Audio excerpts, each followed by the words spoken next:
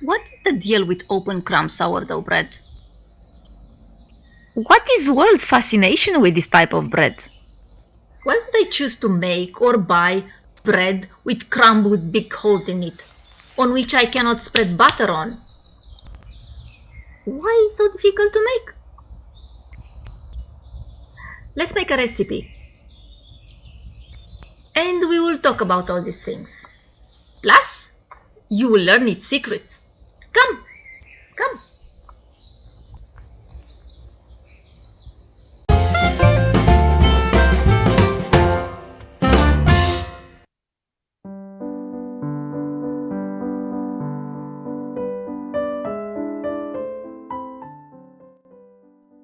For this recipe I need strong bread flour, whole wheat flour, water separated in 2 quantities, sourdough starter and salt.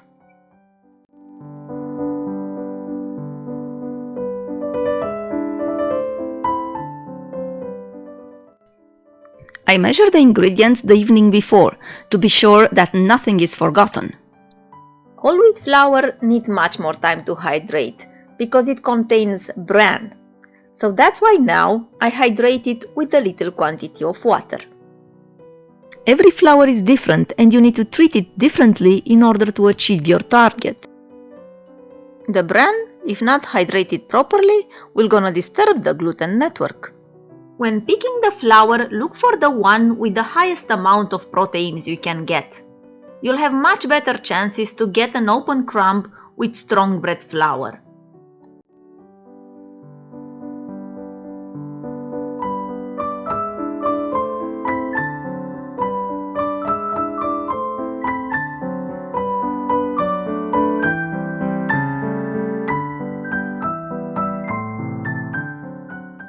This method has many steps, but every step has a purpose. It is of high importance to understand why you need to do these steps in order to adjust in case things are not going as planned. In the morning, I hydrate the bread flour and let it relax for an hour. What happens during this relaxation time is magic. In the presence of water, the proteins in the flour connect to their neighbor proteins, forming what it is known as the gluten network. In a simplistic way, this is a flour protein. When water is added, proteins look to grab whatever they find in their neighborhood. They will bond to other proteins, forming long chains called gluten. Some of the connections will be strong and others weak. The weak ones will break and look for other neighbor better bonds. This happens naturally if you just let the flour relax after hydrating it. This is the reason why I only mix now the flour with water. The process is known by the bakers as autolysis. I made a dedicated video about the autolysis process. If you want to understand more, I invite you to check the link on the card above. After the mix, the dough has no elasticity or expansibility. It breaks very easily because the proteins have not yet bonded.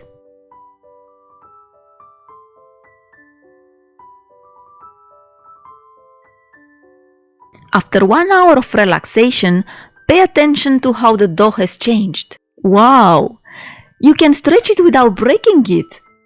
This is the sign that the gluten network started to develop. I gave the opportunity to start the formation of this network in advance of adding the sourdough starter. The network will continue to develop throughout the process.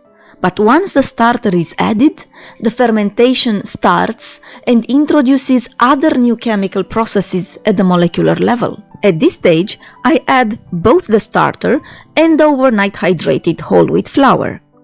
I use a standing mixer to knead this dough, but you can also do it by hand. I mix for 10 minutes at a slow speed. Then I will let the dough relax for another hour. During this time, the proteins continue to bond. They will form new, stronger connections with their new neighbors, and the weak connections will break. With the addition of the sourdough starter, the dough meets now a hungry wild yeast and sourdough bacteria. These two microorganisms find in the dough the perfect place to feed and reproduce. A healthy sourdough starter is a must, as this is the only rising agent in the dough.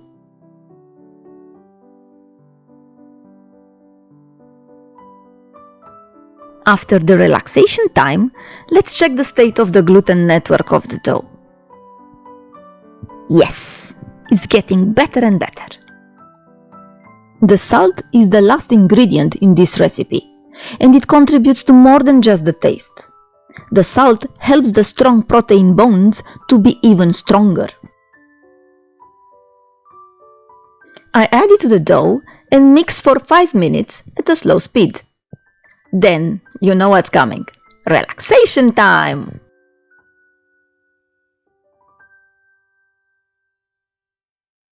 I check again the state of the gluten network. This is called the window pane test. If you can stretch it enough so you can see through the dough, then the gluten network is good enough. There is enough dough in the bowl to make 2 loaves. This is the step where I get the dough out of the mixer bowl, stretch it a bit, and divide it into 2. At 78%, the hydration of this dough is on the higher side. A higher hydration dough tends to give a more open crumb loaf. But with advanced techniques, you may achieve an open crumb with lower hydrations too. The stretch and folds are useful to organize the gluten network. When you stretch, you break the weak protein bonds. When you fold, you create layers over layers of dough. These only mean new opportunities for proteins to create new stronger bonds and eliminate the weak ones.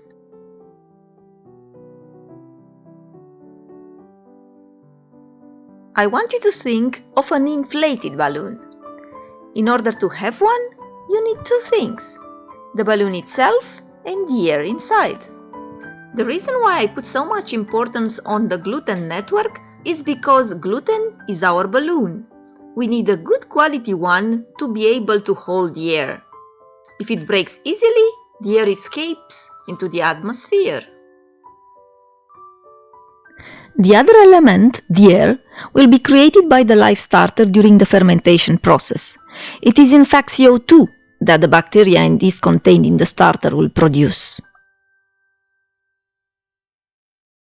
Open crumb is essentially about handling balloons. You work on making the perfect membrane of the balloon and the best gas production you can get.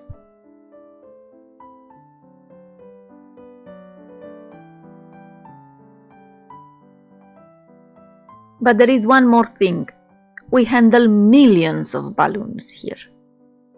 To have an even crumb, you need to organize them. We need layers over layers, and in this process the gluten network gets better. Because, you remember, new opportunities to form stronger protein bonds. And when the dough is mainly made from strongly bonded proteins, the dough will stand by itself. It will not flatten.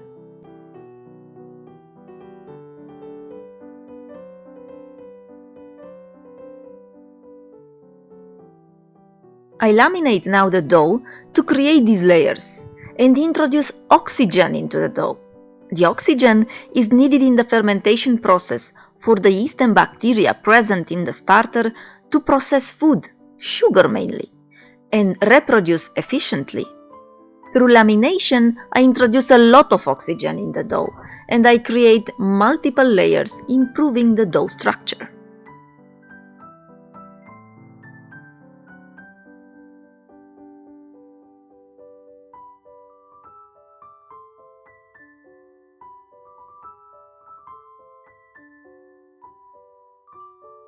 Look at the dough after 1 hour of relaxation time. The corners of the bowls are not touched by the dough because it doesn't get totally flat anymore. This is the sign that the structure of the dough is starting to build. I will perform a set of 4 coil folds at 1 hour intervals. Coil folds address the dough structure improvement. With every coil fold, the dough will stay taller and taller without expanding that much to the bowl's sides.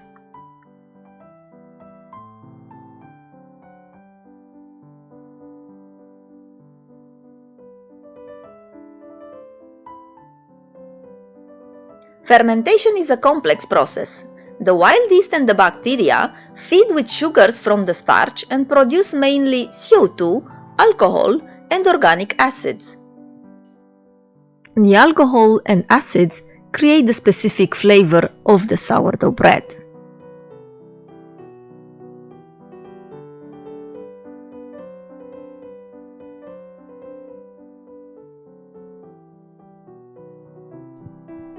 We are making all these steps with one purpose: achieve a well-developed gluten network. This is a huge structure of balloons holding the gas produced by sourdough during fermentation.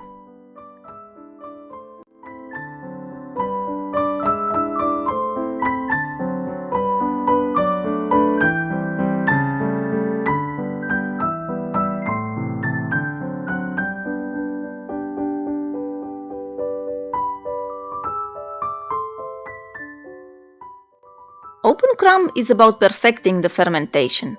You need to make the bacteria and yeast in the dough to produce the optimum quantity of gas to inflate those millions of balloons. Open crumb is about pushing the fermentation to the maximum, but without falling into the over-fermentation phase.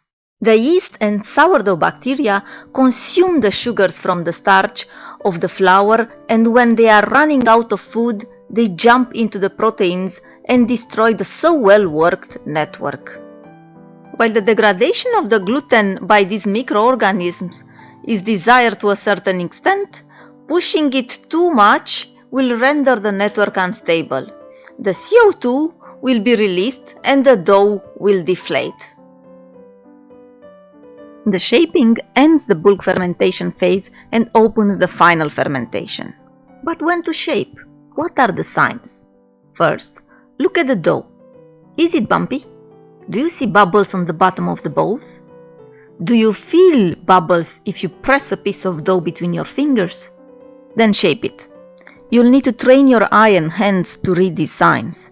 Trust me, it will arrive if you pay attention and practice.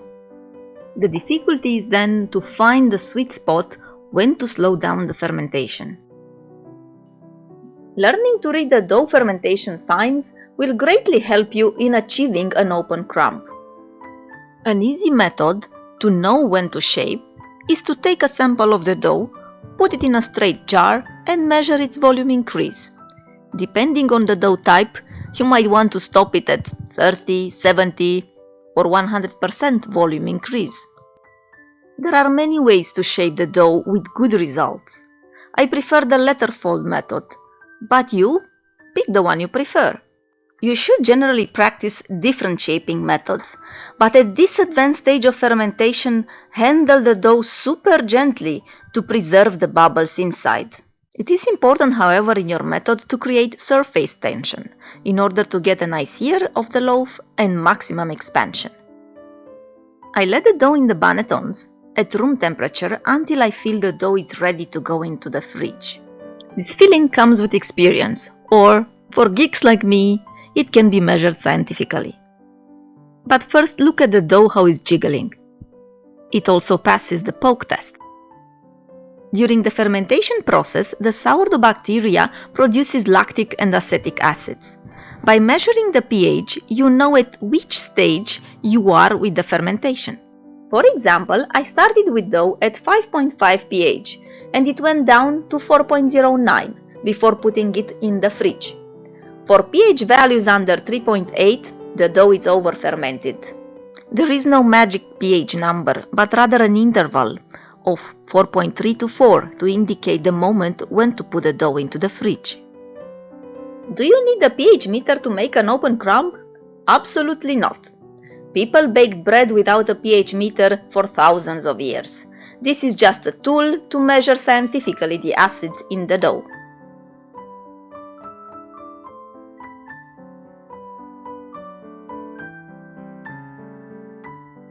Before taking out the dough from the fridge, do not forget to preheat the oven to 270 degrees Celsius.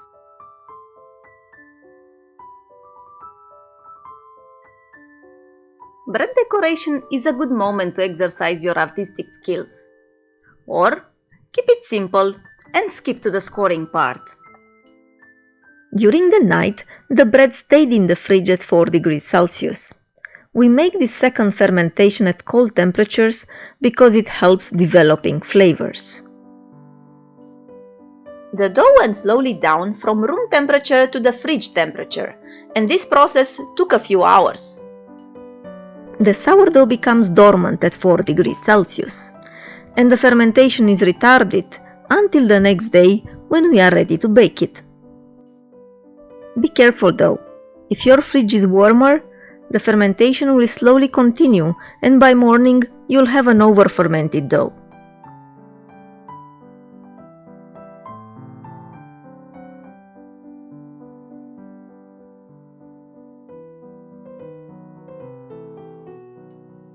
Scoring the loaves is not done just for the look.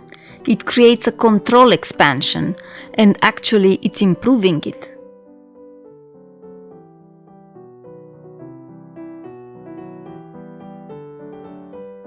Slide the loaves into the oven immediately after scoring. Creating steam in the first part of the baking improves the oven spring. An open crumb bread will raise its volume substantially in the oven. Getting an ear is optional, and when playing with the over-fermentation limit, it is very possible to lose it. After 15 minutes of baking, reduce the temperature to 220 degrees Celsius and release the steam from the oven. The bread will need 25 minutes more to be ready.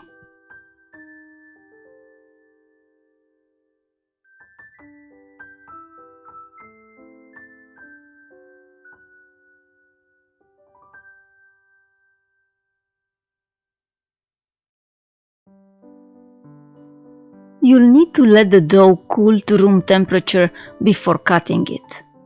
While cooling, the bread finishes the baking process.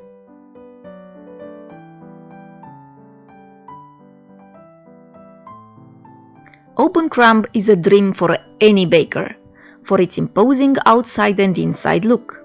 It is a wish for a professional baker, as bigger loaves are quickly sold. Open crumb is a pride for a home baker, proving high baking skills and mastering the fermentation process. But open crumb is not just about the look. Pushing fermentation to the maximum means that the sugars in the dough are more consumed, turning the bread less caloric. It also means that the proteins are broken down to an easier digestible stage for our body. In other words, open crumb means healthier bread. However, this is not the bread to spread butter on. Pick rather a sandwich loaf. It is instead the perfect bread to accompany a soup or another dish.